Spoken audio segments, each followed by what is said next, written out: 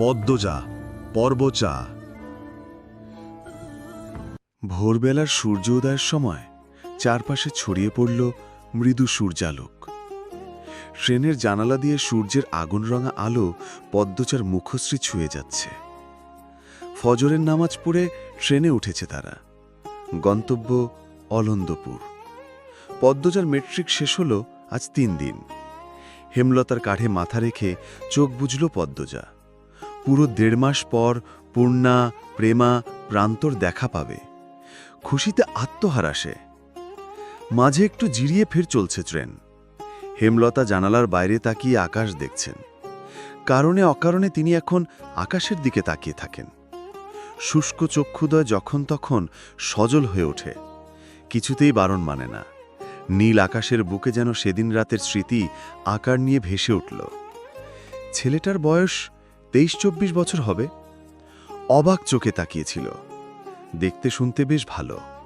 হেমলতা পদ্মজাকে আড়াল করে কঠিন স্বরে প্রশ্ন করেছিলেন, কে তুমি? ছেলেটি হেমলতার কথার ধরনে বিব্রত বোধ করল। ইতস্তত করে বলল, মুহিব হোসেন। হেমলতার টনক নড়ল। তিনি সাবধানে জিজ্ঞাসা করলেন, বারেক হোসেন তোমার বাবা? মুহিব ভদ্রভাবে বলল, জি। হেমলতা কি যেন বলতে চেয়েছিলেন, পারলেন না। তার আগেই মুহিব অপরাধী স্বরে বলল, বিরক্ত করার জন্য দুঃখিত, আমি আসছি। এরপরই হন্তদন্ত হয়ে চলে গেল। সেদিন আর রাত জাগা হল না। ছাদ থেকে নেমে গেল মা মেয়ে। গোপন বৈঠকে একবার বাধা পড়লে আলোচনা চালিয়ে যেতে আর মন সায় দেয় না। অনুভূতিগুলো ভোঁতা হয়ে যায়। পরদিন জানা গেল মুহিব তার পিতার সঙ্গে রাগ করে ঢাকা ছেড়ে চাচার বাড়ি উঠেছে। এখনকার ছেলে মেয়েদের ক্ষমতা খুব। তারা খুব সহজ কারণে মা বাবার সঙ্গে রাগ করে দূরে সরে যেতে পারে। হেমলতা অবজ্ঞায় কপাল কুঞ্চিত করতে সংকোচ বোধ করেননি। পরে অবশ্য বুঝেছেন মুহিব খুবই ভালো ছেলে, নম্র, ভদ্র, জ্ঞানী, মেধাবী ছাত্র। বিয়ে পড়ছে। সবচেয়ে ভালো গুণ হল মুহিবের নজর সৎ। হেমলতা চোখের দৃষ্টি চিনতে ভুল করেন না। ঠিক 17 দিন পর বারেক হোসেন ছেলেকে নিতে আসেন। যেদিন আসেন পরদিন রাতেই হেমলতার কাছে বিয়ের প্রস্তাব পাঠান। মুহিবের বউ হিসেবে পদ্মজাকে নিতে চান। হেমলতা অবাক হন। মুহিব মনে মনে পদ্মজার প্রতি দুর্বল, অথচ তিনি একটুও বুঝতে পারেননি। নিঃসন্দেহে মুহিব পাত্র হিসেবে উপযুক্ত। মুহিবের বড় 2 ভাই মুমিন ও রাজীব, দুজনেই চাকরিজীবী। মুমিন বিয়ে করে বউকে ডাক্তারি পড়াচ্ছে। বউয়ের পড়াশোনার সমর্থনে আছে পুরো পরিবার। বোঝা যাচ্ছে পরিবারের প্রতিটি মানুষের মস্তিষ্ক, ভাবনা উচ্চমানের। বারেক হোসেন বিয়ের প্রস্তাবের সঙ্গে এটিও বলেছেন, আমার মেয়ে নেই, ছেলের বউরাই আমার মেয়ে। আপনার মেয়ের যতটুকু ইচ্ছে পড়বে, কোনো বাধা নেই। হেমলতা প্রস্তাব ফিরিয়ে দেননি। তিনি আনন্দের সাথে জবাব দিলেন, পদ্মজা আইয়ে শেষ করুক, এরপরই না হয়। বারেক হোসেন হেসে বললেন, তাহলে এটাই কথা রইল। স্মৃতির পর্দা থেকে চোখ সরিয়ে নিলেন হেমলতা। গোপনে দীর্ঘশ্বাস ছাড়লেন। গলাটা কাঁপছে, ঠোঁট শুকিয়ে কাঠ। ব্যাগ থেকে বোতল বের করে পানি পান করলেন। অলন্দপুর। প্রেমা প্রান্ত বাড়ির বাইরে সড়কে পায়চারা করছে। পূর্ণা গেটের আড়াল থেকে বারবার উকি দিয়ে দেখছে দূরের পথ। হেমলতা ও পদ্মজাকে আনতে মোর্শেদ যে সেই কখন গঞ্জে গেলেন, এখনও আসছেন না। পুরো 1.5 মাস পর মা বোনের সাক্ষাৎ পাবে তারা। হৃৎপিণ্ড দ্রুত গতিতে চলছে। মিনিট 5 পর কাঁচা সড়কের মোড়ে মোর্শেদের পাশে কালো বোরখা পরা 2জন মানুষকে দেখা যায়। পূর্ণা লাজলজ্জা ভুলে আগে আগে ছুটতে থাকে। পেছনে প্রান্ত এবং প্রেমা। দৌড়ে গিয়ে মা বোনকে একসঙ্গে জড়িয়ে ধরে প্রবল কণ্ঠে কেঁদে উঠল পূর্ণা। হেমলতা পূর্ণাকে ধমক দিতে গিয়েও থেমে গেলেন। মাঝে মাঝে একটু বাড়াবাড়ি করা দোষের নয়। পদ্মজার চোখ বেয়েও টপ টপ করে জল পড়ছে। প্রায় প্রতিটা রাত সে ভাই বোনদের কথা মনে করেছে। বিশেষ করে পূর্ণাকে মনে পড়েছে বেশি। মনে হচ্ছে কত শত বছর পর দেখা হলো। পদ্মজাকে জাপটে ধরে ফুঁপিয়ে কাঁদছে পূর্ণা। প্রতিটি দিন সে বাড়ির আনাচে কানাচে পদ্মজার শূন্যতা অনুভব করেছে। পূর্ণা অস্ত্রসিক্ত চোখ মেলে বোনের দিকে তাকালো। এরপর আবার জড়িয়ে ধরে বলল, আপা, আমার এত আনন্দ হচ্ছে, আগে কখনো হয়নি। পদ্মজার কোমল হৃদয় পূর্ণার ভালোবাসা দেখে বিমোহিত হয়ে উঠল। সে স্নেহমাখা কণ্ঠে বলল, আমার সোনা বোন, আর কাঁদিস না। পূর্ণা দ্রুত চোখের জল মুছে প্রফুল্ল চিত্তে বলল, আপা, আমি তোমার পছন্দের চিংড়ি মাছ দিয়ে লতা রেঁধেছে। পদ্মজা অবাক চোখে তাকালো। এদিকে এক বোনের প্রতি আরেক বোনের নিঃস্বার্থ ভালোবাসা দেখে হেমলতা প্রশান্তিদায়ক সুখ অনুভব করছেন। আনন্দে বাকহারা হয়ে পূর্ণার দুই গালে চুমো দিল পদ্মজা। মোর্শেদ দৃশ্যটি মুগ্ধ হয়ে দেখছিলেন। মানুষজনকে আসতে দেখে তাড়া দিলেন, দেহ মায়াডির কারবার, মানুষ আইতাছে আর হেরা রাস্তায় কান্দাকাটি লাগাইছে। হ্যাঁ, হাঁট, সবাই হাঁট। বাড়ি ফিরে হাত মুখ ধুয়ে সবাই খেতে বসে। খাওয়া দাওয়া শেষ করে চার ভাই বোন আশ্রয় নিল ঘাটে। এই ঘাট হচ্ছে তাদের বৈঠকখানা। 1.5 মাসে কি কি হলো না হলো সব পূর্ণা বলছে। প্রেমা পূর্ণার নামে বিচার দিল, প্রান্ত প্রেমার নামে বিচার দিল। প্রান্ত কেন বিচার দিল তা নিয়ে আবার বাগবিতণ্ডা লাগিয়ে দিল প্রেমা। সে কি কাণ্ড! তুমুল ঝগড়ায় লিপ্ত হয় দুজন। এক পর্যায়ে ক্লান্ত হয়ে বিচার নিয়ে ছোট দুজন গেল হেমলতার কাছে। তখন পদ্মজা শুষ্ক কণ্ঠে পূর্ণাকে বলল, জানিস পূর্ণা, আম্মা আমার বিয়ে ঠিক করেছে। পূর্ণা ভীষণ চমকালো। চমকিত কণ্ঠে জিজ্ঞাসা করল, কবে, কার সঙ্গে? যে বাড়িতে ছিলাম ওই বাড়ির ছেলের সঙ্গে। বিয়ে পড়ছে, আমার আইএ শেষ হলে বিয়ের তারিখ পড়বে। আপা, আমার বিশ্বাস হচ্ছে না। আম্মার না ইচ্ছে তোমাকে অনেক পড়াবে, তোমার চাকরি হবে। পদ্মজা চুপ থাকল ক্ষণকাল। তারপর বলল, আম্মার কি যেন হয়েছে, পাল্টে গেছেন। কি রকম? আকাশের দিকে তাকিয়ে থাকেন, বেশিরভাগ কথা এড়িয়ে যান। আমার ভবিষ্যৎ নিয়ে আগের মতো আগ্রহ দেখান না। আমি কথা তুললে এড়িয়ে যান, গল্প করেন না। আম্মা আগের মতো নেই পূর্ণা।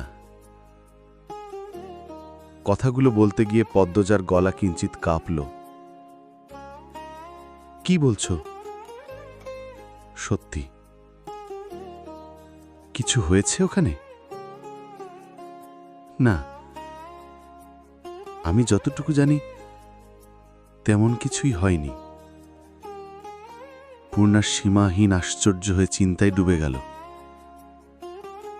পদ্মজা শূন্যে তাকিয়ে রইল।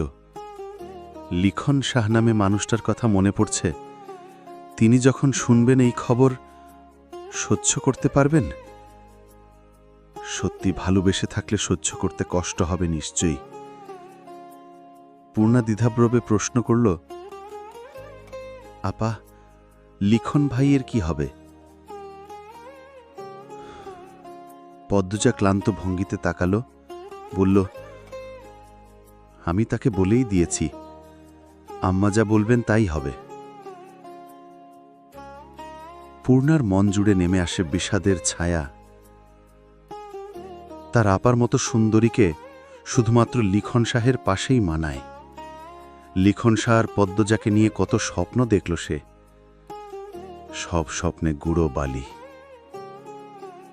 পূর্ণা কাতর কণ্ঠে বলল, আপা, লিখন ভাইয়ের সঙ্গে তোমার বিয়ে না হলে আমি কষ্ট পাব খুব।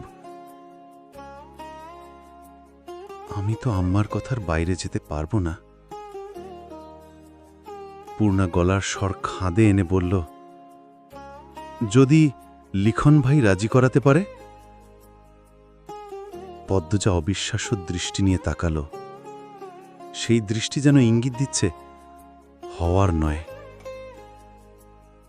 পূর্ণা কপাল কুঁচকে ফেলল, বিরক্তিতে বলে উঠল, ধ্যাৎ, ভালো লাগছে না। বাতাসটা গরম ঠেকছে, ক্রমশ বেড়ে চলেছে মাথা ব্যথা। চারিদিকে এত গাছগাছালি, তবু একটুকুনি শীতলতা নেই। হেমলতা আলমারির কাপড় গুছিয়ে বিছানার দিকে তাকালেন। মোর্শেদ এই রোদফাটা দুপুরে কখন থেকে ঝিম মেরে বিছানায় বসে আছেন, মুখখানা বিমর্ষ, চিন্তিত। হেমলতা প্রশ্ন ছুড়লেন, কি হয়েছে? মোর্শেদ তাকিয়ে আবার চোখ সরিয়ে নিলেন। হেমলতা তাকিয়ে রইলেন জবাবের আশায়। ক্ষণকাল সময় নিয়ে মোর্শেদ বললেন, বাসন্তী এই বাড়ির থাকবার জন্য আসতে চায়। হেমলতার চোখ দুটি ক্রোধে জ্বলে ওঠে, আবার নিভে গেল। তিনি নির্বিকার কণ্ঠে বললেন, তোমার ইচ্ছে হলে নিয়ে এসো, বাড়ি তো তোমার। মোর্শেদ চকিতে তাকালেন। তিনি ভেবেছিলেন হেমলতা রাগারাগি করবে। মোর্শেদের চোখের দৃষ্টি তীক্ষ্ণ রূপ নিল। কিড়মিড় করে হেমলতাকে বললেন, আমি তারে চাই না। হেমলতা ঠাট্টা করে হাসল, বলল, ২০ বছর সংসার করে এখন তাকে চাও না? আমি হলে মামলা ঠুকতাম। মোর্শেদ আহত মন নিয়ে তাকিয়ে রইলেন অনেকক্ষণ। তার চোখ দুটিতে অসহায়ত্ব স্পষ্ট। হেমলতা নিজের আবেগকে নিয়ন্ত্রণ করে সেখান থেকে সরে পড়েন। মোর্শেদ তখন কপট রাগ নিয়ে নিজে নিজে আওড়ান, বাসন্তী আমারে ডর দেহায়, মাটারে খুন করতে পারলে জীবনের শান্তি পাইতাম। হেমলতা দরজার ওপাশ থেকে ঘাড় ঘুরিয়ে মোর্শেদকে পরখ করছেন। রাগে ছটফট করছেন মোর্শেদ। বাসন্তীর প্রতি তার এত রাগ কেন? হেমলতা পুনরায় ঘরে এসে বললেন, ভালোবাসার মানুষকে এভাবে গালি দিয়ে ভালোবাসার শব্দটির সম্মান খুইয়ে দিও না। আমি তারে কোনো কালেও ভালোবাসি নেই, বাসমো তোমারে বাসুমসি। হেমলতা ভীষণ অবাক হয়ে তাকালেন। চোখের তারায় জল জল করে কিছু একটা যেন ছুটে শুরু করে। ভোঁতা অনুভূতিগুলো মুহূর্তে নাড়াচাড়া দিয়ে ওঠে। মুর্শেদ অপ্রস্তুত হয়ে পড়েন। তিনি বিছানা থেকে নেমে গটগট পায়ে বেরিয়ে যান। হেমলতা মোর্শেদের যাওয়ার পানে তাকিয়ে থাকেন, ঝাপসা চোখে। মানুষটার থেকে এই একটা শব্দ শোনার জন্য একসময় কত পাগলামি করেছেন, কত কেঁদেছেন, আকুতি মিনতি করেছেন। মোর্শেদের মুখে ভালোবাসার সত্য স্বীকৃতি শুনে হেমলতার ভীষণ আনন্দ হচ্ছে। বয়সটা কম হলে আজ তিনি অনেক পাগলামি করতেন, অনেক। পূর্ণার গা কাঁপানো জ্বর, তাই পূর্ণাকে নানা বাড়ি রেখে পদ্মজা বাড়ি ফিরল। সঙ্গে এলো হিমেল, প্রান্ত, প্রেমা।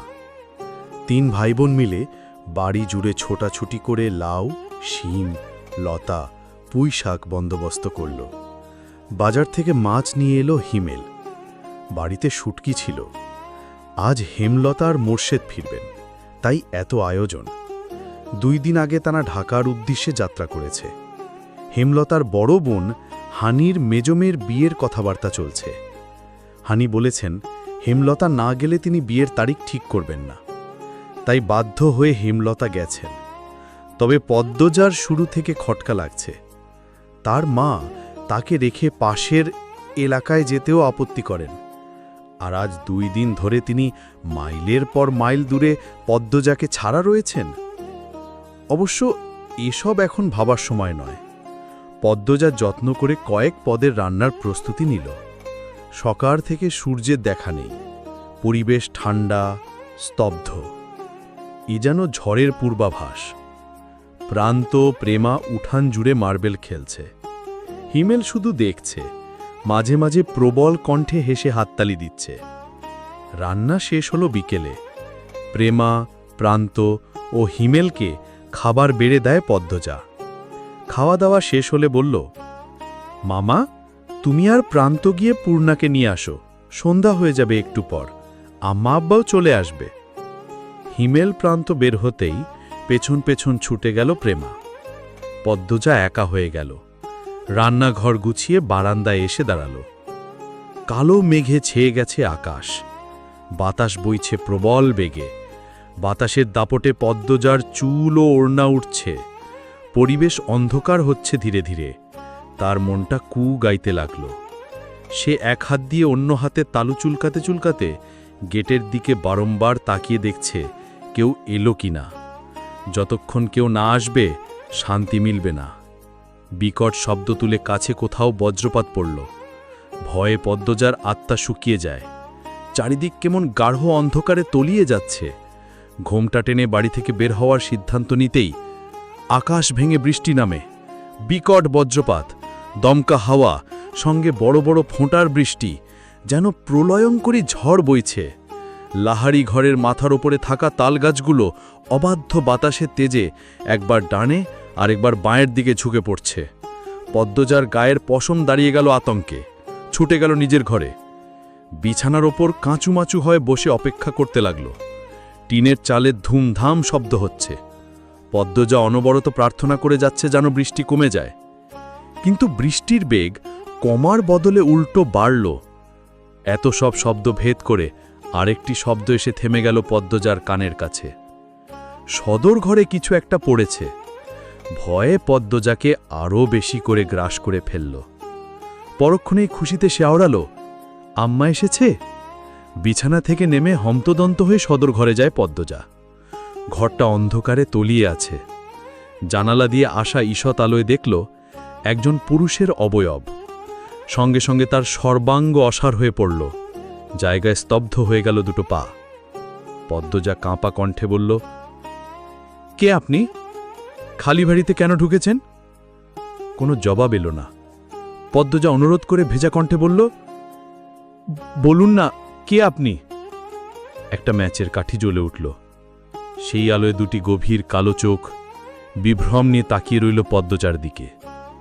শীতল স্পষ্ট কণ্ঠে চোখের মালিক বলল, আমির হাওলাদার। পুরুষালী কণ্ঠটি শুনে আরও ভরকে গেল পদ্মজা। রগে রগে বরফের মতো ঠান্ডা আর সূক্ষ্ম কিছু একটা দৌড়ে বেড়াচ্ছে। এক হাত দরজায় রেখে পদ্মজা অনুরোধ করে ভেজা কণ্ঠে বলল, আপনি চলে যান, কেন এসেছেন? উত্তরের আশায় না থেকে পদ্মজা দৌড়ে নিজের ঘরে চলে গেল। ভেতরে ঢুকেই লাগিয়ে দিল দরজা। তার মস্তিষ্ক জমে গেছে, কাজ করছে না। লোকটা যদি সম্মানে আঘাত করে বা গ্রামের মানুষ যদি দেখে ফেলে খালি বাড়িতে অচেনা পুরুষের সঙ্গে, কেলেঙ্কারি হয়ে যাবে। সে আর ভাবতে পারছে না। করাঘাত শুনে পদ্মজা ঘরের সব আসবাবপত্র ঠেলে ঠুলে দরজার কাছে নিয়ে এলো। শরীর কাঁপছে, মাটিতে বসে হাউমাউ করে কাঁদতে লাগল। দুই হাত মাথায় রেখে আর্তনাদ করে ডাকল, আম্মা, কোথায় তুমি? আমি খুব একা, আম্মা, আম্মা। টিনের চালে ঝুমঝুম শব্দ। বৃষ্টির এই ছন্দ অন্যবেলা বেশ লাগলেও এই মুহূর্তে ভয়ঙ্কর ঠেকছে পদ্মজার কাছে। এক একটা বজ্রপাত আরও বেশি ভয়ানক করে তুলেছে পরিবেশ। সে কাচুমাচু হয়ে ফোপাচ্ছে। বৃষ্টির শব্দ একটু কমলে কিছু কথা ভেসে আসে বাতাসে। আপনি ভয় পাচ্ছেন কেন? আমাকে ভয় পাবেন না। বিপদে পড়ে এই বাড়িতে উঠেছি, বিশ্বাস করুন। পদ্মজা কান্না থামিয়ে কান খাড়া করে শোনার চেষ্টা করল। দরজার ওপাশ থেকে আমির নামের মানুষটি বলছে, দরজা খুলুন, বিশ্বাস করুন আমাকে, আমি আপনার কোনো ক্ষতি করতে আসিনি, ভয় পাবেন না। পদ্মজা একটু নড়ে চড়ে বসল। আমির আবার বলল, শুনছেন?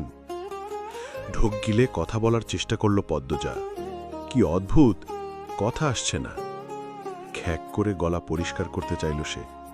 বলল, আমি দরজা খুলব না। ক্ষণকাল কোনো উত্তর এলো না। শুরু বৃষ্টির ধ্বনি শোনা গেল।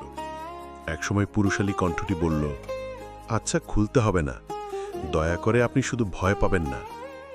আপনি চলে যান, বৃষ্টিটুকু থামতে দিন। হঠাৎ বৃষ্টির জন্যই তো আপনার বাড়িতে ওঠারা। আমার বৃষ্টি তো সমস্যা হয়। আমিরের মুখে স্পষ্ট শুদ্ধ ভাষা শুনে পদ্মজা অনুমান করে নিল লোকটি শিক্ষিত। কথাবার্তা শুনে ভালো মানুষ মনে হচ্ছে, তবু সাবধানের মার নেই। সে দরজা খুলল না, বিছানায় গিয়ে বসল। আগের থেকে ভয় কিছুটা কমেছে। আমিরের কণ্ঠ শোনা গেল, শুনছেন? পদ্মজা জবাব দিল, বলুন, আপনার নাম কি? ডাকনাম বলুন। পদ্মজা, সুন্দর নাম। আমার নাম জিজ্ঞাসা করবেন না? জানি। কি হবে? আমাকে চিনেন? না, কিছুক্ষণ আগেই নাম বললেন। তখন তো ভয়ে কাঁপছিলেন, নামও শুনেছেন। আমিরের কণ্ঠে রসিকতা। পদ্মজা মৃদু হাসল। কেন হাসল জানে না। আমির পুনরায় বলল, শুনছেন? শুনছি। আপনি কি এরকমই ভীতু? সাহসিকতা প্রমাণ করানোর জন্য এখন বের হতে বলবেন, তাই তো? ওপাশ থেকে গগন কাঁপানো হাসির শব্দ ভেসে আসে। আমির হাসতে হাসতে বলল, বেশ কথা জানেন তো। চলমান প্রসঙ্গে দিয়ে পদ্মজা বলল, বৃষ্টি কমলেই কিন্তু চলে যাবেন। তাড়াতে হবে না, বৃষ্টি কমলে নিজে থেকেই চলে যাব। কষ্ট নিবেন না, খালি বাড়ি তো, তাই বলছি। বাকিরা কোথায়? এটা মোর্শেদ কাকার বাড়ি না? জি। ওনার ধানের মিল তো এখন আমার আব্বার দখলে। ছুটিয়ে নিবেন কবে? পদ্মজা অবাক হয়ে দরজার দিকে তাকালো। বিস্ময় নিয়ে বলল, আপনি মাতব্বর কাকার ছেলে? অবাক হলেন মনে হচ্ছে। মাতব্বর কাকার ছেলের নাম তো বাবু। আমার ডাক নাম বাবু। এই নামে আম্মা আর আব্বা ডাকে। ভালো নাম আমির। পদ্মজার কথা দীর্ঘ করল না। বজ্রপাত থেমেছে, বৃষ্টি রয়ে গেছে। আমির জিজ্ঞাসা করল, বাকিরা কোথায়? আম্মা আব্বা ঢাকা, আজ ফেরার কথা ছিল। আর আমার 2 বোন আর ভাই নানাবাড়ি, বোধহয় বৃষ্টির জন্য আসতে পারছে না। এখনো ভয় পাচ্ছেন? একটু একটু। এটা ভালো, অচেনা মানুষকে একেবারেই বিশ্বাস করতে নেই। বাসন্তী ভ্যান থেকে নেমে সামনে এগোলেন। মোর্শেদের বাড়িটা তিনি চেনেন না, তাই কোন দিকে যেতে হবে বুঝে উঠতে পারছেন না। এদিকে আকাশের অবস্থা ভালো না, রাস্তাঘাটেও মানুষ নেই, ঝড়ো হাওয়া বইছে। আরও কিছুটা পথ হাঁটার পর আচমকা ঝড় শুরু হলো। তিনি দৌড়ে একটা বাড়িতে উঠে পড়েন। রমিজালি বারান্দায় বসে হুঁকা টানছিল। সিল্কের শাড়ি পরনে, পেট উন্মুক্ত, লম্বা চুলের বেনুনিতে ধবধবে সাদা বাসন্তীকে দেখে সে অবাক হয়ে এগিয়ে এলো। বিস্ময়ের সঙ্গে প্রশ্ন করল, ক্যাডা আপনে, কারে সান? বাসন্তী কেঁপে উঠলেন। ঘাড় ঘুরিয়ে রমিজকে দেখে লম্বা করে হেসে বললেন, হুটকুইরা মেঘখান আইয়া পড়ল তো। তো আপনি কার বাড়ির যাইতেন? মোর্শেদের বাড়ি। রমিজ আলী বিরক্তি নিয়ে সরে গেল। ঘরের ভেতর থেকে চেয়ার এনে দিয়ে বলল, মোর্শেদদার কি লাগেন আপনি? বাসন্তী চিন্তায় পড়ে যান। গ্রামের মানুষ তো জানে না তার আর মোর্শেদের সম্পর্ক কি। এখন জানানোটা কতটা যুক্তিসঙ্গত হবে? সেকেন্ড কয়েক ভাবার পর যুক্তি মিলল। গ্রামবাসীকে বলা উচিত, নয়তো নিজের অধিকার তিনি কখনো পাবেন না। একমাত্র গ্রামবাসীরাই পারবে তার জায়গাটা শক্ত করে দিতে। বাসন্তী রমিজ আলীর চোখের দিকে তাকিয়ে বললেন, আমি তার বউ লাগি, প্রথম বউ। তার লগে আমার 20 বৎসরের সম্পর্ক। রমিজ আলীর চক্ষুদ্বয় যেন কোটর থেকে বেরিয়ে আসতে চাইল। মোর্শেদের বউ? বারক কয়েক চোখ পিটপিট করল সে। কি বললেন? কার বউ? মোর্শেদের বউ। মেঘ না চাইতেই বৃষ্টি পাওয়ার মতো আনন্দ হতে থাকে রমিজের। সে প্রবল উৎসাহ নিয়ে বলল, হের পরের বউয়ে জানে না? থাকেন কই আপনি? রাধাপুর। লুকায়া রাখছিল বিয়া কইরা। হা, এখন মোর্শেদ আমারে তালাক দিতে চায়, আমার সঙ্গে সংসার করতে চায় না। তাই আমি আমার অধিকার নেয়ার জন্য আইছি। আমি তার বাড়িতে থাকবার চাই। আপনারা আমারে সাহায্য করেন। গ্রামবাসী ছাড়া মোর্শেদ আমারে জাগা দিব না। রমিজ আলী প্রবল বৃষ্টি আর বজ্রপাতকে হটিয়ে বাহাদুরের মতো বলে উঠল, আপনার জায়গা কইরা দেওয়ান আমরার কাম। আমরা চিন্তা করেন না, মেঘটা কমতে দেন, এরপর খালি দেখেন কি হয়। বাসন্তীর চোখ মুখ জলজল করে উঠল। অবশেষে একটা ভরসা পাওয়া গেল। রমিজ আলীর প্রতিশোধের নেশা পেয়েছে। মোর্শেদ তাকে কত কটু কথা বলেছে, অবজ্ঞা করেছে, অপমান করেছে। এইবার তার পালা। প্রতিটি অপমান ফিরিয়ে দেবার শপথ করেছে সে অনেক আগেই। বাসন্তীকে ভরসা দিয়ে সে বলল, আপনি বইয়া থাকেন, আমি আরও কয়জনরে লইয়া আইতাছি। রমিজ আলী খুশিতে গদগদ হয়ে বেরিয়ে গেল লোকবল আনতে। সৈয়দ, রজব, মালেক, কামরুলকে নিয়ে ফিরে এলো। সবার হাতে হাতে ছাতা। কামরুল আটপাড়া এলাকার মেম্বার। গ্রামে কোনো অনাচার হলে তা দেখার দায়িত্ব তার। তাই তিনি মাথার ওপর বজ্রপাত আর ঝড় নিয়েই ছুটে এসেছেন। পদ্মজা উসখুস করছে। টয়লেটে যাওয়া প্রয়োজন। প্রস্রাবের বেগ ক্রমাগত বাড়ছে। এভাবে আর কতক্ষণ থাকা যায়? সাহসও পাচ্ছে না বের হওয়ার। ঘরে পায়চারি করল কিছুক্ষণ। চোখ বন্ধ করে জোরে শ্বাস নিল। এরপর কাঁচি কোমরে গুজে আয়তল কুরসি পরে বুকে ফু দিয়েই দরজা খুলল। আচমকা দরজা খোলার আওয়াজ শুনে আমির চমকে তাকালো। আকাশ থেকে কালো মেঘের ভাব কেটে গেছে অনেকটা। সন্ধান আজান পড়ছে। সালোয়ার কামিজ পরা পদ্মজাকে দেখে মুহূর্তে হৃদয় স্পন্দন থমকে গেল তার। পদ্মজা ওড়না টেনে নিল নাক অবধি। কাপা পায়ে আমিরের পাশ কেটে গেল। আমিরের চোখ স্থির, নিঃশ্বাস এলোমেলো, ঠোঁট শুকিয়ে কাঠ। পদ্মজা যখন ফিরছিল ঘরে, আমির ডাকল, পদ্মজা। পদ্মজা দাঁড়ালো। মানুষটা খারাপ হলে এতক্ষণে আক্রমণ করত। যেহেতু করেনি, মানুষটার উদ্দেশ্য খারাপ না, তাই দাঁড়ালো। তবে ঘাড় ঘুরিয়ে তাকালো না। আমিরের গায়ে স্যান্ডো গেঞ্জি। শার্ট ভিজে যাওয়াতে বারান্দার দড়িতে রেখেছে, যাতে বাতাসে শুকিয়ে যায়। যেন রূপকথার জগতে হারিয়ে গেছে এমনভাবে। আমির বলল, অলন্দপুরে এমন রূপবতী আছে জানা ছিল না। পদ্মজা লজ্জা পাওয়ার পাশাপাশি বিব্রত বোধ করল।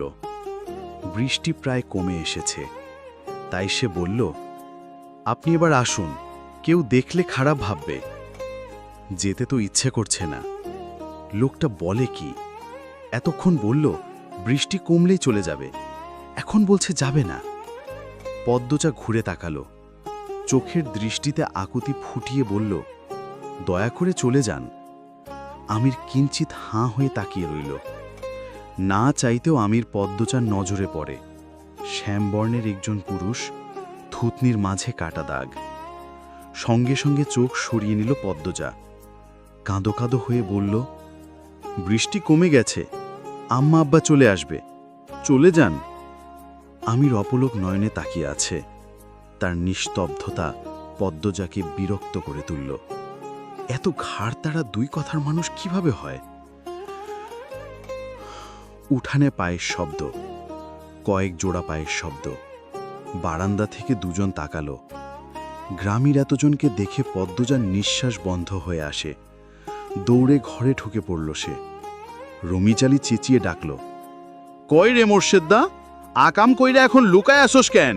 বাইর, তোর আকাম ধইরা লইয়াইছি। আমির বারান্দা পেরিয়ে বেরিয়ে আসে। গম্ভীর মুখে বলল, ওনারা বাড়িতে নেই।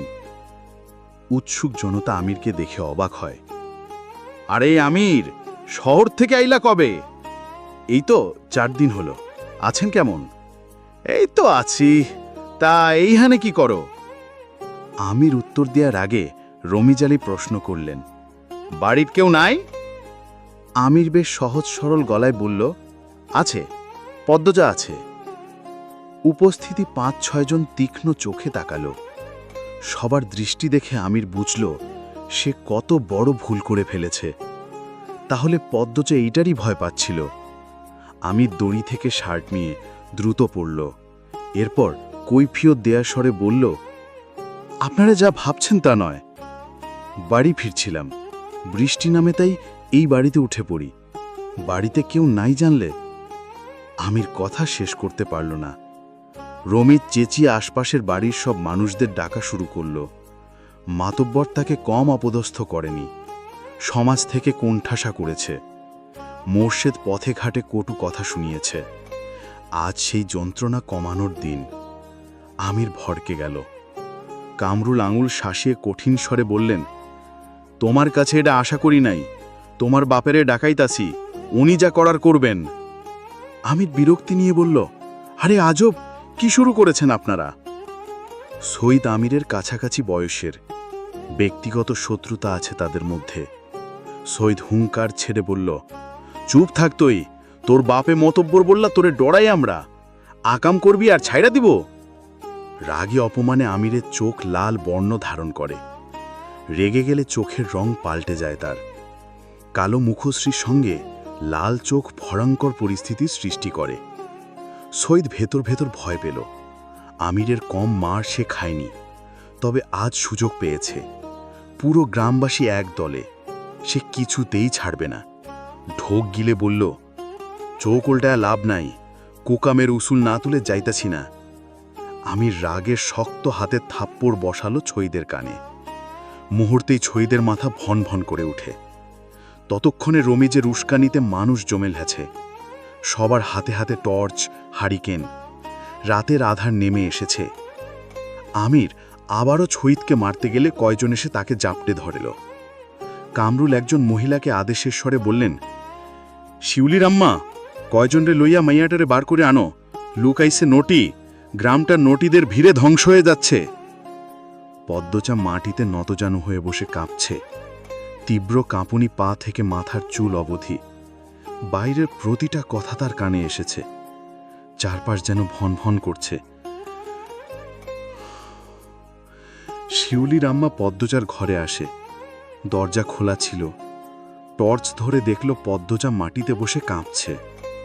পদ্মচাকে খুব পছন্দ করে সে, তাই পদ্মচার মাথায় হাত রেখে বলল, কেন এমন কাম করছস? পদ্মচা ঝাপসা চোখ মেলে তাকালো। শিউলির আম্মা পাশের বাড়ির, পদ্মচার সঙ্গে ভালো সম্পর্ক। পদ্মচা শিউলির মাকে জড়িয়ে ধরে হাউমাউ করে কেঁদে উঠল। বলল, ভাবি, আমি কোনো খারাপ কাজ করিনি, সবাই ভুল বুঝছে। রিনা নামের একজন মহিলা পদ্মচাকে জোর করে টেনে দাঁড় করালো। হেমলতার অনেক বাহাদুরি এই মেয়ে নিয়ে, অনেক অহংকার। সেই অহংকার আজ ভালো করে ভাঙবে। সে মনে মনে পৈশাচিক আনন্দে মেতে উঠেছে। ঘৃণা ভরা কণ্ঠে পদ্মচাকে বলল, ধরা পড়লে সবাই এমনটাই কয়, আয় তুই। পদ্মচা আকুতি করে বলল, বিশ্বাস করুন, আমি খারাপ কিছু করিনি। আম্মা এসব শুনলে মরে যাবে, আপনারা এমন করবেন না। কারো কানে পৌঁছল না পদ্মচার আর্তনাদ, আকুতি। সবাই গ্রামের সবচেয়ে সুন্দর মনের, সুন্দর পরিবারের সদস্যগুলোকে ধ্বংস করায় মেতে উঠল। পদ্মচাকে টেনে হিঁচড়ে বের করে আনে বাইরে।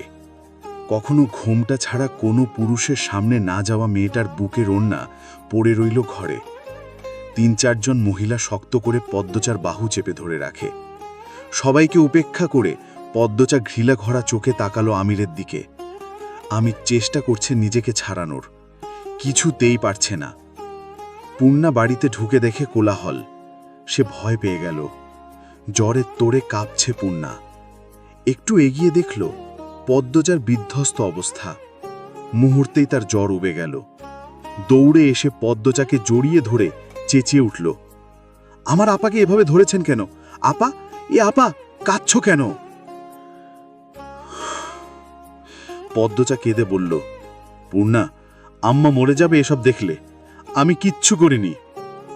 পূর্ণা কিছু বুঝতে পারছে না, শুধু অনুভব করছে তার বুক পুড়ছে, পুরো শরীর ব্যথায় বিষিয়ে যাচ্ছে। রিনাকে বলল, খালা, আপনি আমার বোনকে এভাবে ধরেছেন কেন? ছাড়েন। ধমকে উঠল পূর্ণা। রিনা কর্কশ কণ্ঠে বলল, তোর বইনের গতরে রস বাইরে গেছিল, এই জন্য খালি বাড়িতে ব্যাটা ছাড়া ডাইকা আইনার রস কমাইছে। নোংরা কথাটি শুনে পূর্ণার গা রি করে উঠল। তেজ নিয়ে বলল, খারাপ কথা বলবেন না, আমার আপা এমন না। পাশ দিয়ে একজন মহিলা পূর্ণার উদ্দেশ্যে বলল, তোর মা যেমন, হের মাইডাও এমন হইছে, নিজেও এমন কিচ্ছা করল, মাইয়াও করল। পদ্মজা চমকে তাকালো। মহিলা বলে যাচ্ছে, বুঝলা তোমরা সবাই, মা এক বেশ্যা, মায়েরে বানাইছে আরেক বেশ্যা। পদ্মজা আচমকা রেগে গেল খুব। আক্রোশে তার শরীর কাঁপতে থাকল।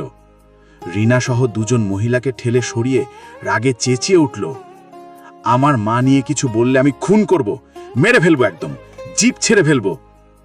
পদ্মজার এমন রূপে সবাই থতমত খেয়ে যায়।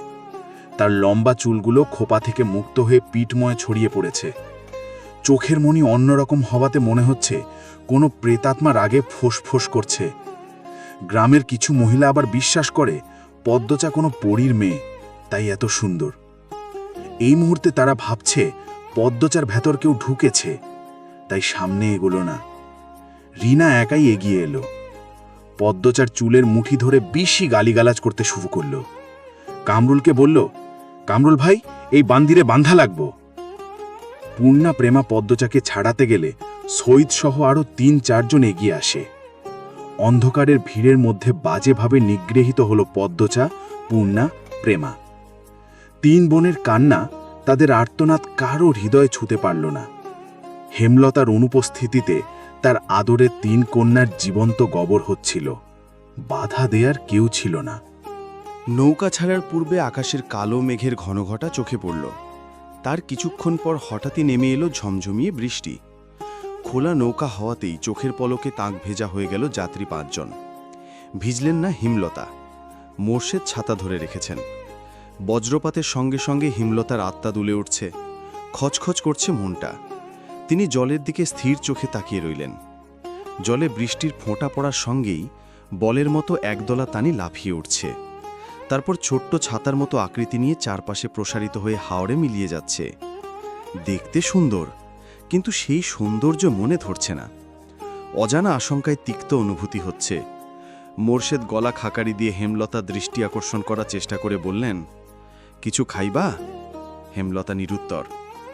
মোর্শেদ শুষ্ক হাসি হেসে বললেন, আর কিছুক্ষণ, আইয়েই পড়ছি। হেমলতা কিছু বললেন না, নিরুত্তরে রইলেন। বৃষ্টি স্পর্শ নিয়ে আসা হাওরের হিমেল বাতাসের ছোঁয়া লাগছে চোখে মুখে।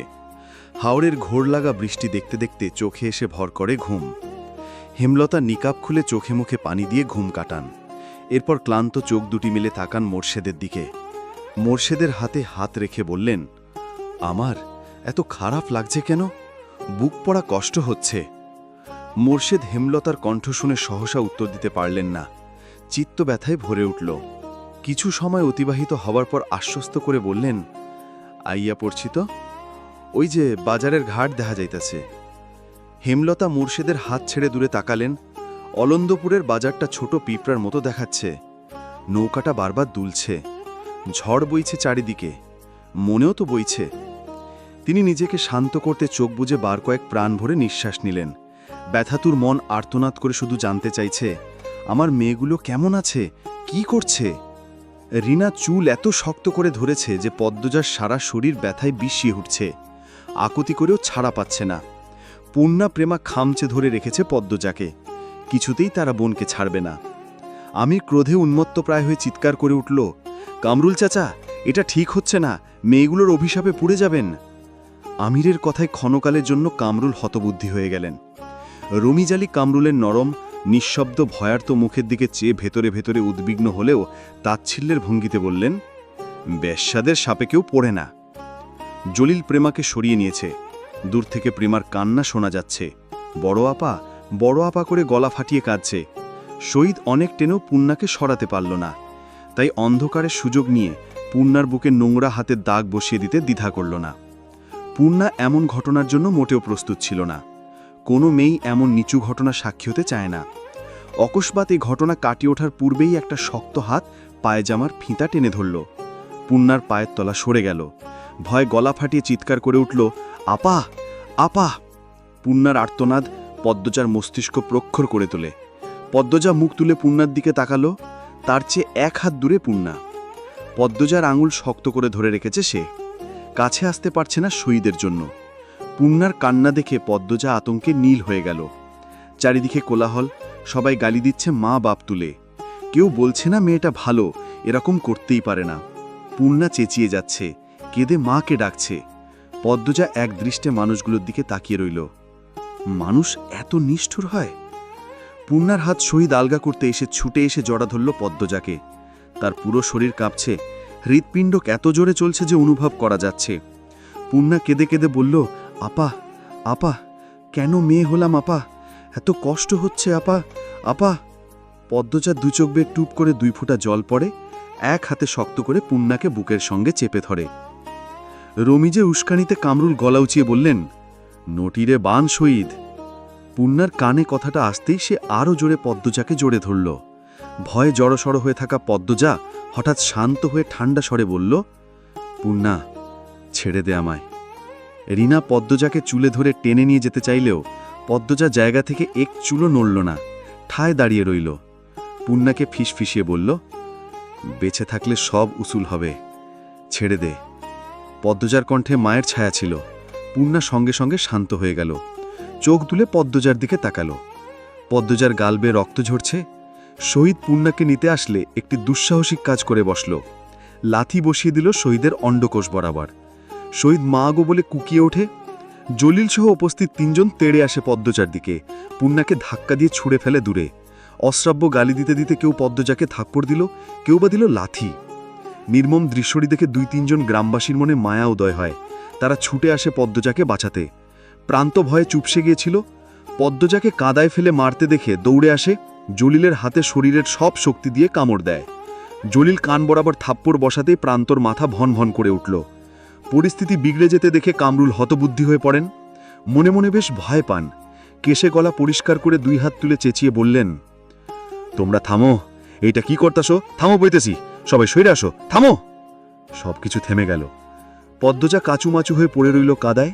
নিঃশ্বাস নিতে কষ্ট হচ্ছে। নাভির নিচে একটা লাথি পড়েছে বেশ জোরে। চোখ বুজে রেখেছে, 2 হাত বুকের ওপর। লম্বা চুল কাদায় মেখে ছড়িয়ে আছে আশেপাশে। যন্ত্রণায় যেন পাঁজরগুলো মোড়মোড় করে ভেঙে যাচ্ছে। জ্বরের তোকে জ্ঞান হারিয়েছে পূর্ণা। হেমলতার মা মঞ্জুরা বাড়িতে ঢুকে পদ্মজাকে এভাবে পড়ে থাকতে দেখে আঁতকে উঠলেন। দৌড়ে এসে পদ্মজাকে তুলতে চাইলে কামরুল হুঙ্কার ছাড়লেন, এই ছেড়িরা ধরন যাইব না, জানহেন থাইকা। মঞ্জুরা পদ্মজার কামিজ ঠিক করে দিয়ে 2 জন লোককে নিয়ে পূর্ণাকে তুলে ঘরে নিয়ে গেলেন। মঞ্জুরার বুক কাঁপছে হেমলতার ভয়। হেমলতা বারবার বলেছিল 2 দিন তার মেয়েদের চোখের আড়াল না করতে, আর তিনি একা বাড়িতে ছেড়ে দিয়েছেন। ইচ্ছে হচ্ছে এক ছুটে কোথাও পালিয়ে যেতে। হিমেল নাক টেনে টেনে কাঁদছে, জপ করছে হেমলতার নাম। মঞ্জুরা রেগে ধমকালেন, আহ থাম তো। বাপের বাড়িতে কাউকে না পেয়ে হেমলতা চিন্তায় পড়ে যান।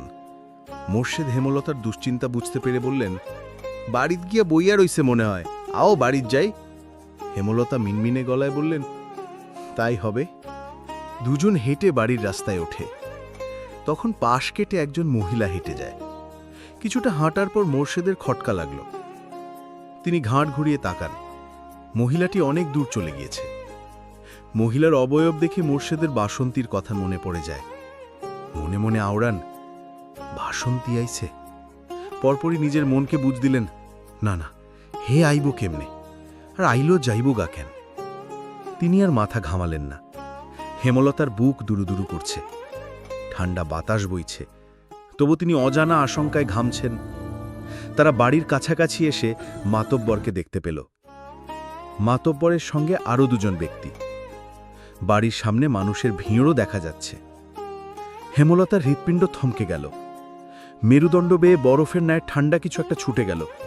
তিনি নিঃশ্বাস আটকে রেখে ছুটতে থাকেন। পিচ্ছিল পথে পিছলা খেয়ে পড়ে যেতে গিয়ে নিজেকে সামলে নেন। হেমলতা দৌড় দেখে মুর্শেদ পিছু নেন। অবাক হয়ে প্রশ্ন করেন, তুমি দৌড়াত্তাছ কেন? হেমলতা প্রশ্নটি শুনলেন না। নিকাব বাতাসের দমকে উড়ে পড়ল দূরে। তিনি ভিড় ঠেলে বাড়িতে ঢুকলেন। সঙ্গে সঙ্গে কোলাহল বেড়ে গেল। এত ভিড়ের মাঝে একটা মেয়েকে কাদায় পড়ে থাকতে দেখে তিনি অবাক হলেন। অন্ধকারে মেয়েটিকে চিনতে বেশ অসুবিধা হচ্ছে। তিনি আঙুল তুলে বিড়বিড় করলেন, কে? হেমলতার প্রশ্ন পারো কান অবধি গেল না। কোত্থেকে একটি আলো এসে পড়ল পদ্মজার ওপর। সঙ্গে সঙ্গে হেমলতার চক্ষুদ্বয়ের সামনে পদ্মজার কাদা রক্তে মাখা মুখটা ভেসে উঠল। হেমলতা গগন কাঁপি আর্ত চিৎকার করে উঠলেন, পদ্ম, আমার পদ্ম! পদ্মজার বুক ধড়াস করে উঠল, অস্তিত্ব কেঁপে উঠল। আম্মা এসেছে, তার পৃথিবী, তার শক্তি। পদ্মজা দুর্বল দুই হাতে ভর রেখে উঠে বসার চেষ্টা করল, পারল না। ভাঙা গলায় জোর দিয়ে শুধু ডাকল, আম্মা আম্মা। হেমলতার পৃথিবী থমকে গিয়েছে। বিধ্বস্ত, পর্দাহীন, কাদা রক্তমাখা পদ্মজাকে দেখে বিশ্বাস হচ্ছে না এটা তার মেয়ে। তিনি দ্রুত নিজের বোরখা খুলে পদ্মজাকে ঢেকে বুকের সঙ্গে জড়িয়ে ধরলেন। অসহনীয় যন্ত্রণায় যেন কলিজা বেরিয়ে আসছে তার সোনার কন্যার একই রূপ। কে করল? কাপা কোর্টে শুধু বললেন, পদ্ম, আমার পদ্ম। হেমলতার বুকে মাথা রেখে পদ্মজা হাউমাউ করে কেঁদে উঠল, আম্মা আম্মা। হেমলতা পদ্মজাকে আরও জোরে চেপে ধরলেন বুকের সঙ্গে। দৃষ্টি অস্থির, বুক হাপড়ের মতো ওঠানামা করছে। মোর্শেদ বাড়িতে ঢুকে উঁচু গলায় বললেন, এই এনে এত মানুষ কেন? মাতবর মিয়া, আপনি এনে কেন? কি হয়েছে? প্রান্তপ্রেমা দৌড়ে এসে মোর্শেদকে জড়িয়ে ধরল। দুজন ভয় কাঁদছে, কান্না শব্দ হচ্ছে না। মোর্শেদ বিস্ময় কিংকর্তব্য বিমূঢ়। মাতব্বর মজিদ গম্ভীর কণ্ঠে কামরুলকে প্রশ্ন করলেন, মেয়েটার এই অবস্থা কারা করেছে? এটা কি নিয়মের মধ্যে পড়ে? কামরুল মাথা নিচু করে রেখেছেন। মিনমিনে গলায় বললেন, আমি সেরিডারে মারতে কই নাই। জলিল, সঈদ আর মজনুর সারায় নিজ ইচ্ছায় মারছে। আপনি আটকালেন না? আটকাইছি বইলেলেই মাইয়াটা বাইচা আছে। আর এমন নটিদের বাঁচার অধিকার নাই। থামেন মিয়া, কার কি শাস্তি হবে সেটা আমার দায়িত্ব, আপনার না। সঈদ, জলিল আর মজনুর ছেলেকে তো দেখা যাচ্ছে না। আগামীকাল তাদের আমি মাঠে দেখতে চাই। কামরুল মাথা নিচু করে রেখেছেন। মজিদ হাওলাদার ভারী সৎ এবং নিষ্ঠাবান মানুষ। গ্রামের মানুষদের দুই হাতে আঙলে রেখেছেন। পুরো অলন্দপুরের মানুষ মজিদকে ফেরেস্তা সমতুল্য ভাবে। 25 বছর ধরে অলন্দপুর সামলাচ্ছেন তিনি। গুড়ি গুড়ি বৃষ্টি পড়ছে। গাঢ় থেকে গাঢ়তর হচ্ছে অন্ধকার। হেমলতা কিছুতেই হিসাব মিলাতে পারছেন না। অনেক বছর আগের ঘটনা আর এই ঘটনা হুবাহু একরকম কি করে হলো। তিনি নিজের ভেতর একটা হিংস্র পশুর উপস্থিতি অনুভব করছেন। কামরুলের মুখ থেকে শোনা 3টে নাম মস্তিষ্কে নাড়া দিচ্ছে প্রচণ্ডভাবে, সঈদ, জলিল আর মজনুর ছেলে। মজিদ সবাইকে উদ্দেশ্য করে বললেন, আগামীকাল সবাই স্কুল মাঠে চলে আসবেন। মিয়া মুর্শেদ, মেয়ে নিয়ে আলো ফুটতেই চলে আসবেন। এই বাড়ি পাহারায় থাকবে মদন আর আলী। আমার ছেলেকে আমি নিয়ে যাচ্ছি, ঠিক সময় সেও উপস্থিত থাকবে। ভিড় কমতেই কানে তালা লাগানোর মতো প্রচণ্ড শব্দে কাছে কোথাও বজ্রপাত হল। হেমলতা একা পদ্মজাকে তুলতে গিয়ে হিমশিম খাচ্ছেন। মোর্শেদ এগিয়ে এসে 2 হাতে 5 কোলা করে তুলে নিলেন পদ্মজাকে। সেই সময় বিজলি চমকায়। সেই আলোয় পদ্মজার মুখটা দেখে মোর্শেদের বুক কেমন করে উঠল। কষ্টে চুরমার হয়ে গেল হৃদয়খানা। জন্মের দিন পদ্মজাকে কোলে নেওয়ার পর যে অনুভূতি হয়েছিল, ঠিক সেরকম একটা অনুভূতি হচ্ছে। এর নামই বোধহয় পিতৃত্ব। প্রচণ্ড ঝোড়ো বাতাস বইছে। তারা ঘরে ঢুকতেই ভারী বর্ষণ শুরু হলো। মুহূর্তে দেখা দিল তাণ্ডবরূপী ঘূর্ণিঝড়। সেই তাণ্ডব ছুঁতে পারল না মোড়ল বাড়ির মানুষদের মন। ঝড়ের তাণ্ডবের চেয়েও বড় তাণ্ডবের সঙ্গে যুদ্ধ করে চলেছে তারা। হেমলতা গরম পানি করে পদ্মজাকে গোসল করালেন, পাল্টে দিলেন জামা কাপড়। পদ্মজা ঠোঁট কামড়ে নীরবে শুধু কেঁদে গেল। অশ্রু আটকে রাখতে পারছে না কিছুতেই। ইচ্ছে হচ্ছে বাড়ির পেছনের আম গাছটার সঙ্গে ফাঁস লেগে মরে যেতে। হেমলতা পদ্মজার চুল মুছে কপালে চুমু দিলেন। তার চোখ থেকে পদ্মজার নাকে 1 ফোঁটা জল পড়ল। পদ্মজা চোখ তুলে তাকালো মায়ের দিকে। আম্মা আসছে? আম্মা কোথায়? আম্মা আসেনি। পাশের ঘর থেকে পূর্ণার চিৎকার শোনা যাচ্ছে। সেকেন্ড কয়েকের মধ্যে ছুটে এলো সে। হেমলতাকে দেখেই ঝাঁপিয়ে পড়ল বুকের ওপর, হাউমাউ করে কেঁদে উঠল। পূর্ণার শরীর আগ্নেয়গিরি মনে হচ্ছে, এত উত্তাপ, জ্বরে পুড়ে যাচ্ছে। পূর্ণার কান্না দেখে পদ্মজাও ডুকরে কেঁদে উঠল। হেমলতা স্তব্ধ হয়ে 2 মেয়ের কান্না শুনছেন। কাউকেই সামলানোর চেষ্টা করছেন না। এদিকে মঞ্জুরা জড়সড় হয়ে দাঁড়িয়ে আছেন দরজার সামনে। টিনের চালে ভারী বর্ষণের শব্দ হচ্ছে। জগৎ সংসার একাকার হয়ে যাচ্ছে সেই শব্দে। মাঝরাত, বাতাসের বেগ প্রচণ্ড। হেমলতা কালো রঙের শাড়ি পরে একটা ব্যাগ কাঁধে ঝুলিয়ে বাড়ির বাইরে পা বাড়ান। মঞ্জুরা বারান্দার ঘর থেকে উঁচু কণ্ঠে বললেন, রামদা ব্যাগে কেন ঢুকাইছস? আর কোনো কেলেঙ্কারি বাকি? হেমলতা বিদ্যুৎ বেগে ফিরে দাঁড়ালেন মঞ্জুরার মুখের দিকে 1 লমহার জন্য। পরক্ষণেই নিঃশব্দে বর্ষণ মাথায় নিয়ে বাড়ি ছেড়ে বেরিয়ে গেলেন। সঙ্গে সঙ্গে আতকে উঠলেন মঞ্জুরা। ছুটে গেলেন পদ্মজার ঘরে। পদ্মজা চুপচাপ শুয়ে আছে। মৃদু ফোপানোর আওয়াজ পাওয়া যাচ্ছে। পূর্ণাও ঘুমাচ্ছে। তিনি ঘর ছেড়ে দ্রুত বারান্দার ঘরে এলেন। বড্ড অস্থির লাগছে। জীবনে প্রথমবার সৃষ্টিকর্তার কাছে হেমলতার জীবন ভিক্ষা চেয়ে সেজদায় লুটিয়ে পড়লেন সেই জায়গায়। মেয়েটার যাতে কিছু না হয়। ফজরের আজান শোনা যাচ্ছে। বৃষ্টি থেমে গেছে, ধরণী শান্ত, যেন কিছুই হয়নি। পদ্মজা ঘর থেকে বেরিয়ে বারান্দায় এসে দাঁড়ালো। গেটের শব্দ পেয়ে উৎসুক হয়ে তাকালো। বিধ্বস্ত অবস্থায় হেমলতা ঢোকেন বাড়ির ভেতর। মঞ্জুরা কখন যে পাশে এসে দাঁড়িয়েছেন পদ্মজা টের পায়নি। হেমলতা বাড়িতে ঢুকে কাঁধের ব্যাগটা মুরগির খোপের সামনে ছুঁড়ে ফেলেন। অন্ধকারের কারণে তার মুখ স্পষ্ট নয়। হেমলতা বাড়ির পেছনের দিকে চলে গেলেন। পদ্মজার অনুভূতি শূন্য। বিভীষিকাময় সন্ধ্যার স্মৃতি আষ্টে পৃষ্ঠে জড়িয়ে রেখেছে তাকে। সে ধীর পায়ে উঠোনে এসে দাঁড়ালো। পেছন পেছন গেলেন মঞ্জুরা। পায়ের শব্দে চমকে তাকালো পদ্মজা। দেখতে পেল নানুকে। ধীর কণ্ঠে প্রশ্ন করল, নানু, আম্মা কোথায় গিয়েছিল? মঞ্জুরা ক্ষণকাল নীরব থেকে বললেন, জানি না। মঞ্জুরার কণ্ঠে ভয়। পদ্মজা নিজের দুর্বল শরীর ঠেলে নিয়ে এলো বাড়ির পেছনে। দেখতে পেল হেমলতা নদীতে নেমে গোসল করছেন। তিনি এক মুহূর্তে কয়েকটা ডুব দিলেন। পদ্মজার এবার মাথায় দুশ্চিন্তা ভর করতে শুরু করে। ব্যস্ত পায়ে ঘাটের কাছে এসে সে ক্ষীণস্বরে ডাকল, আমলা। হেমলতা ঘুরে তাকালেন। ঝড় শেষে আকাশ সাদা, অন্ধকার কাটার পথে। পদ্মজা বলল, অসময় কেন গোসল করছো? ঠান্ডা লাগবে। হেমলতা গোসল শেষ করে উঠে এলেন অপরে। পদ্মজা আবার কিছু বলল না। হেমলতা উঠোনে এসে মঞ্জুরাকে আদেশের সুরে বললেন, পূর্ণাকে নিয়ে আসো আমলা। পদ্মজা অবাক হয়ে শুধু দেখছে। পূর্ণা ধীর পায়ে হাঁটে আসে। তার জ্বর অনেকটা কমেছে। মঞ্জুরা দূরে দাঁড়িয়ে রইলেন। হেমলতা মৃদু হেসে পূর্ণাকে বললেন, পদ্মজার পাশে এসে দাঁড়া। পূর্ণা হতবুদ্ধি হয়ে পড়ল। সে বাধ্যের মতো এসে দাঁড়ালো পদ্মজার পাশে। হেমলতা মুরগির খোপের পাশ থেকে কালো ব্যাগটা হাতে তুলে নিলেন। ভেতর থেকে বের করলেন একটা রামদা আর একটা কৌটা। পূর্ণা রামদা দেখে চমকে উঠল। চোখাচোখি হলো দুই বোনের। রক্তে মাখা রামদা দুই বোনের পায়ের সামনে রাখলেন হেমলতা। শীতল কিন্তু তীক্ষ্ণ কণ্ঠে বললেন, মানুষ সৃষ্টির সেরা জীব, তাই পৃথিবীতে সেরা মানুষগুলোরই বাঁচার অধিকার আছে, মানুষরূপী পশুর না। যখন যেখানে কোনো মেয়েকে অসম্মান হতে দেখবি, এক কব্দি অমানুষটার আত্মা দেহ থেকে আলাদা করে দিবি। যে তোকে অসম্মান করেছে সে দোষী, তুই না। তার শাস্তি পাওয়া উচিত, তোর না। তাই আত্মহত্যার কথা কখনো ভাববি না। দোষীর আত্মহত্যা করা উচিত, আর আমি মনে করি এতে পাপ নেই, বরং পাপীকে বিনাশ না করা পাপ। আর আমার মেয়েরা যেন সেই পাপ কখনো না করে। মেয়েদের এসব কি কইতাছস তুই? মাথা খারাপ হয়ে গেছে তোর? মঞ্জুরা হৈ হৈ করে উঠলেন। হেমলতা ঢোক গিলে মঞ্জুরার কথা হজম করে নিলেন। আবার মেয়েদের দিকে তাকিয়ে বললেন, আমি কখনো ছেলে চাইনি, মেয়ে চেয়েছি। প্রতিবাদী দুঃসাহসী মেয়ে চেয়েছি। আল্লাহ আমাকে 3টে মেয়ে দিয়েছেন। এখন সেই মেয়েরা যদি এইটুকুতে দুর্বল হয়ে পড়ে, তাইলে কেমন হবে? ঠিক আগের মতোই মাথা উঁচু করে বাঁচবি। যতদিন আমি আছি কেউ তোদের অসম্মান করে টিকতে পারবে না। আমি না হয় যতদিন বেঁচে থাকি তাদের শাস্তি দেব, পৃথিবী থেকে মুছে দেব। কিন্তু যখন থাকব না, তখন কি তারা বেঁচে থাকবে? বেঁচে থাকতে দেওয়া ঠিক হবে? অন্য কোনো মেয়ের সঙ্গে নোংরামুখ করবে না, তার নিশ্চয়তা আছে? নেই। এখন থেকে নিজেকে শক্ত কর। মেয়েদের সাহস মেয়েদেরই হতে হয়। নিজেকে রক্ষা করার দায়িত্ব নিজের। গতরাতের স্মৃতি দুঃস্বপ্ন ভেবে ভুলে যেতে বলবো না। মনে রাখ, প্রতিটি মানুষের ভিতর লুকানো হিংস্র শক্তি আছে। সবাই প্রকাশ করতে জানে না, চিনতে পারে না নিজেকে।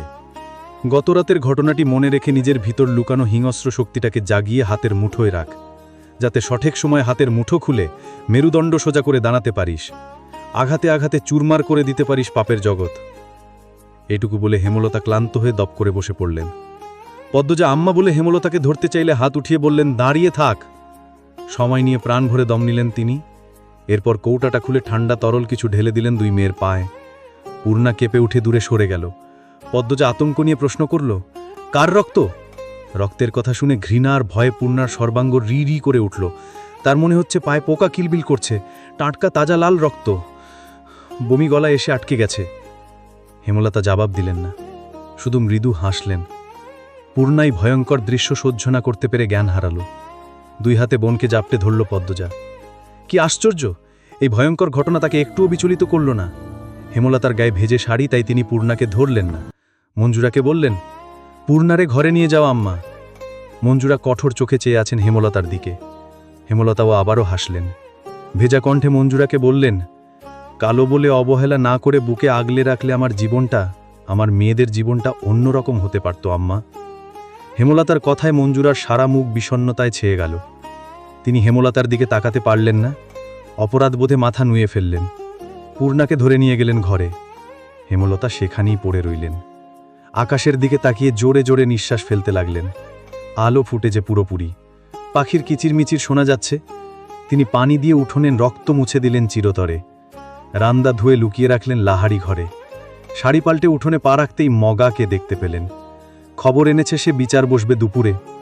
রাতের ঘূর্ণিঝড়ে গ্রামের বেশিরভাগ ঘরবাড়ি উড়ে গেছে। ফসল ও পশু পাখি সহ বিভিন্ন ক্ষতি হয়েছে। অনেক মানুষ আহত হয়েছে। এই খবর শুনে হেমলতার চোখ জল হয়ে উঠল। প্রকৃতির দিকে তাকিয়ে তিনি কৃতজ্ঞতা প্রকাশ করলেন। প্রকৃতি কখনো কাউকে ছাড়ে না। গ্রামবাসী অন্যায় দেখেও নিস্তব্ধ থেকেছিল। এ বুঝি তারই শাস্তি। মাথার উপর সূর্য, তাপদাহ প্রচণ্ড। পূর্ণা, পদ্মজা ও হেমলতা কালো বোরখার আবরণে নিজেদের ঢেকে নিয়ে যাত্রা শুরু করেছে অলন্দপুরের মাধ্যমিক স্কুলের উদ্দেশ্যে। খাঁ খাঁ রোদ্দুর, তপ্ত বাতাসের আগুনের হলকা। সবুজ পাতা নেতিয়ে পড়ার দৃশ্য পড়ছে চোখে।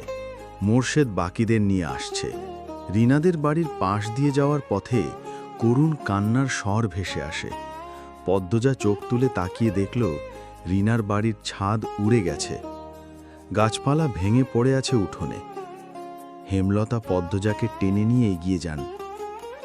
বটের ছায়ায় আশ্রয় নিচ্ছিল এক রাখাল ছেলে। সে হেমলতার মুখ দেখে বুঝে যায় পেছনের দুটি মেয়ে পদ্মজা আর পূর্ণা। রাখাল ছেলেটি ছুটে এসে পদ্মজাকে উদ্দেশ্য করে বলল, পদ্ম আপা, তুমি ডরাইও না, তোমার কিচ্ছু হইব না। চারদিকে নিঝুম নিস্তব্ধ ঝিমধরা প্রকৃতি। ঘামে দরদর তৃষ্ণার্ত রাখাল হাঁপিয়ে কথা বলছে।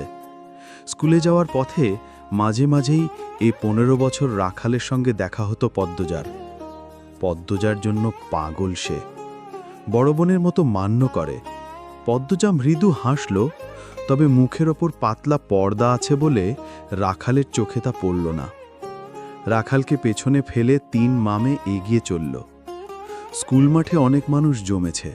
রাতের ঘূর্ণিঝড়ের জন্য অলন্দপুরের বেশি অর্ধেক মানুষ আসেনি। তবু উপস্থিত জনতার সংখ্যা 100-5 তো হবেই। ঘটনা ঘটেছে 8 পাড়ায়, আর তা ছড়িয়ে পড়েছে সব পাড়ায়। যথাসময় বিচারকার্য শুরু হলো। পদ্মজা এবং আমির দুজন দুই দিকে দাঁড়িয়ে আছে। আমির একদৃষ্টে তাকিয়ে আছে পদ্মজার দিকে। তার দু চোখ ভর্তি মুগ্ধতা। মাতব্য এক ঠান্ডা গলায় প্রশ্ন করলেন, পদ্মজা আমিরকে একসঙ্গে কারা কারা দেখেছেন? রমিজ আলী, কামরুল, মালেক হাত তুললেন। মজিদ মাতব্বর বললেন, কি দেখেছেন, ব্যাখ্যা করুন। রমিজ আগে উঁচু কণ্ঠে বললেন, আমি দেখছি জ্বরের সন্ধ্যায় আপনার পোলারে পদ্মজার ঘর থেকে বাইর হইতে, বাড়ি তার কেউ আসিল না। আমির রেগে গিয়ে কিছু বলতে চাইলে মজিদ মাতব্বর হাতের ইশারায় আটকে দিলেন। আমির বাপের বাধ্য সন্তান, তাই থেমে গেল। মজিদ মাতব্বর বললেন, আপনি আমিরকে পদ্মজার ঘর থেকেই বের হতে দেখেছেন? রমিজ আলী বেশটি অস্থির রেখে আমতামতা শুরু করলেন। দম নিয়ে বললেন, তারে বারান্দা থেকে বাইর হইতে দেখছি। মুহূর্তখানেক নীরব থেকে বললেন, তাহলে কোন আন্দাজে আপনি বলছেন তারা নিষিদ্ধ কাজে লিপ্ত ছিল? কথাটি শুনে পদ্মজার সর্বাঙ্গ রিরি করে উঠল। চোখ বুজে ফেলল সে। রমিজ আলী থমকে গিয়ে পরপরই হুঙ্কার দিয়ে উঠে, একটা অচেনা ছেঁড়া খালি বাড়িত কোনো ছেড়ির কাজে ক্যাঁ যাইব? আপনি নিজে ছেঁড়া বললে তার দোষ ঢাকতে পারেন না। আমার ছেড়ির বেলা কিন্তু ছাড়েন নাই। মাতব্বর রেগে গেলেন। যুক্তি দিয়ে কথা বলুন। আপনার মেয়েকে হাতে নাতে ধরা হয়েছিল, তার গায়ে কাপড় ছিল না, তারা একসঙ্গে একই ঘরের একই বিছানায় ধরা পড়েছে। আমির আর পদ্মজার বেলা সেটা হয়নি। মজিদ মাতব্বরের ক্ষমতা এবং কথার দাপটের সামনে দাঁড়িয়ে থাকতে কষ্ট হচ্ছে রমিজ আলীর। কামরুল চুপসে গিয়েছেন। সামনে নির্বাচন। মজিদ মাতব্বরকে খ্যাপানো মানে নিজের কপালে দুঃখ বয়ে আনা। ভিড়ের মাঝ থেকে কেউ একজন বলল, তাহলে আপনার ছেলে একটা মেয়ের কাছে খালি বাড়িতে গেল কেন? মজিদ মাতব্বর রকিমই প্রশ্নদাতাকে খুঁজে বের করলেন। তারই প্রতিপক্ষ হারুন রশিদ। মজিদ মাতব্বর আমিরের দিকে তাকিয়ে প্রশ্ন করলেন, তুমি মোড়ল বাড়িতে কেন গিয়েছিলে? আমি সহজ গলায় বলল, বাড়ি ফিরছিলাম, হঠাৎ ঝড় শুরু হলো। সামনে মোর্শেদ কাকার বাড়ি ছিল। মোর্শেদ কাকা বাড়ি নেই আমার জানা ছিল না। জানলে বৃষ্টিতে ভিজতাম, তবুও ওই বাড়ি যেতাম না। এই গ্রামের অনেকেই জানে আমার শ্বাসকষ্ট আছে। বাড়ির সবাই জানে বৃষ্টিতে ভিজলে ঠান্ডা লেগে যায়, শ্বাসকষ্ট হয়। তাছাড়া পদ্মজাকে এর আগে কখনো দেখিনি আমি। কেউ কি কখনো পদ্মজার সঙ্গে আমাকে দেখেছে? বলেন, কেউ দেখেছেন? আমাদের আগে কখনো দেখাই হয়নি, তাহলে সম্পর্ক কি করে হবে? হারুন রশিদ বললেন, যখন দেখলা ছেড়িরা বাড়িত একলা, তখন বাইর হয়ে গেলা না কেন? আমি সঙ্গে সঙ্গে জবাব দিল, আমার মাথায় আসেনি এমন কিছু হতে পারে। আর আমির পদ্মজার দিকে তাকালো। পদ্মজার সঙ্গে সঙ্গে চোখ সরিয়ে নিল। আমির বলল, আর পদ্মজার মতো রূপসী আর একটাও নেই, এটা সবাই স্বীকার করতে বাধ্য। আমি প্রথম দেখে অভিভূত হয়ে পড়ি, তাই মস্তিষ্কে একবারও কোনো বিপদের আশঙ্কা আসেনি। এমন নোংরা কিছু হতে পারে ঘুণক্ষণ ভাবিনি।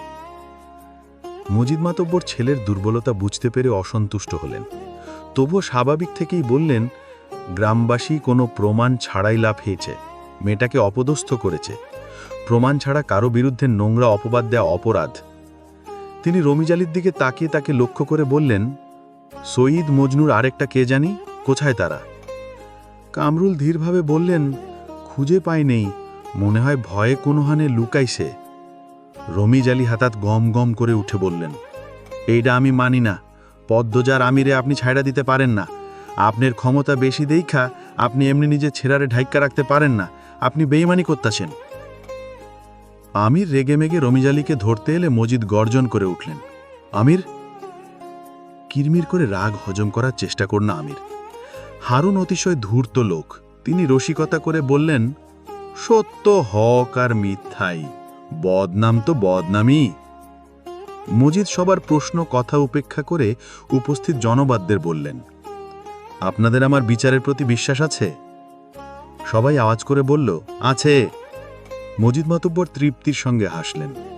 ক্ষণকাল নীরব থেকে উঠে দাঁড়ালেন। গলার স্বর উঁচু করে বললেন, মোর্শেদের মেয়েদের সঙ্গে খারাপ হয়েছে। পদ্মজার নামে অনেক প্রশংসা শুনেছি, সে খুবই ভালো মেয়ে। আর আমার ছেলেকেও সবাই চেনেন, সে কেমন। যারা যারা দোষ করেছে তাদের খুঁজে বের করে শাস্তি দেওয়া হবে। পদ্মজা আর আমির নামে যে পাপের অভিযোগ করা হয়েছে তার যৌক্তিক প্রমাণ নেই, আর প্রমাণ ছাড়া আমি কখনো কাউকে শাস্তি দেইনি, আজও দেব না। তবে আজ আমি সবার সামনে মোর্শেদ আর তার স্ত্রীর কাছে একটা প্রস্তাব রাখব। হেমলতা, মোর্শেদ সহ উপস্থিত সবাই কৌতূহল নিয়ে তাকালো। মজিদ মাতব্বর এক নজর আমিরকে দেখে বললেন, পদ্মজাকে আমিরের বউ করে নিয়ে যেতে চাই। চারিদিকে কোলাহল বেড়ে গেল। সব কোলাহল সম্পূর্ণ উপেক্ষা করে স্বপ্নাবিষ্টের মতো শুধু মজিদ মাতব্বরের প্রস্তাবটি পদ্মজার কানে বাজতে লাগল। জীবনের কোন মোড়ে এসে দাঁড়িয়েছে সে? সূর্যের প্রখর তাপে সমস্ত প্রকৃতি যেন নির্জীব হয়ে উঠেছে। উপস্থিত সবার মধ্যে চাপা উত্তেজনা কাজ করছে। রমিজ আলী আর হারুন রশিদ নামক ধূর্ত মানুষগুলোর চোখ ছানা ভরা। মজিদ মাতব্বর ধীর শান্ত কণ্ঠে বললেন, আপনারা চাইলে সময় নিতে পারেন। আজ এখানে হেমলতা কথার মাঝে আটকে দিয়ে বললেন, আপনি বিয়ের তারিখ ঠিক করুন। মজিদ মাতব্বরের প্রস্তাবের চেয়ে এই প্রস্তাবে হেমলতার রাজি হওয়াটা যেন কোলাহল মুহূর্তে দ্বিগুণ বাড়িয়ে দিল। পদ্মজা হতবাক, বিস্ময় কিংকর্তব্য বিমূঢ়।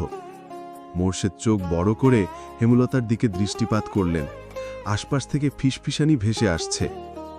মজিদ মাতব্বর মৃদু হাসলেন, আনন্দের সঙ্গে সবাইকে নিমন্ত্রণ করলেন।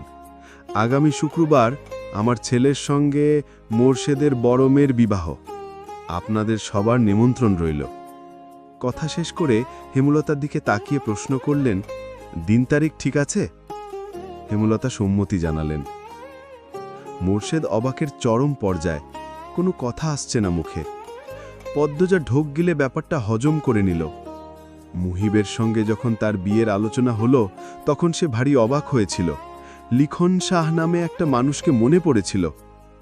এখন তেমন কিছুই হচ্ছে না, অনুভূতিগুলো ভোঁতা। যা হওয়ার হবে, সেসব নিয়ে ভেবে লাভ নেই। বিচার সভা ভেঙে গেল। মজিদ মাতব্বর আলাদা করে মুর্শেদের সঙ্গে কথা বললেন।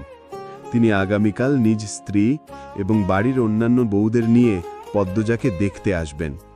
মোর্শেদ, হেমলতা সমস্বরে অনুমতি দিলেন।